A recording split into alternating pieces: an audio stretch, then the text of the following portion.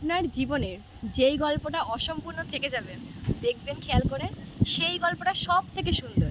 জানেন, আমরা পরিপূর্ণ হওয়ার মাঝে না খুবই দৌড়াই, কিন্তু পরিপূর্ণ হওয়ার পরেও না সেই গল্পটা কোথাও না আধা আধুরা থেকে যায়। মনে হয় যেন সব পেয়েছি, তারপরে না কিছু না পাওয়া থেকে গেছে। কিন্তু এই যে পূর্ণতা পেয়েও যেই গল্প পূর্ণতা পায় না, অসম্পূর্ণ থেকে যায়, কিছুটা শূন্যস্থান থাকে, সেটা না বড্ড সুন্দর। দুটো ঠোঁটের মাঝখানে আসা কথা মুখ দিয়ে আমরা বলতেই পারি না, উচ্চারণ করতেই পারি না। যেই মানুষটাকে সব কথা একটা সময় বলা যেত, ওই মাঝপথে হাঁটাটা বন্ধ হয়ে গেল, আর কোনোদিন আমরা সেই মানুষটাকে কিচ্ছু বলতে পারি না। এই যে না বলাটা আক্ষেপ, ভিতরে ভিতরে দুকড়ে দুকড়ে মরা, এরও সুখ একটা ভীষণ বড় জিনিস।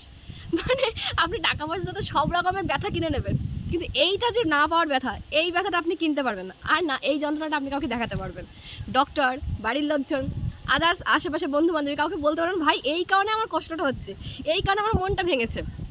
মানে এটা বলার মতনও কোনো বিষয় না। সবাই ভাবে কি তুই কি পাগল, ছেড়ে চলে গেছে তো ভুলে যা।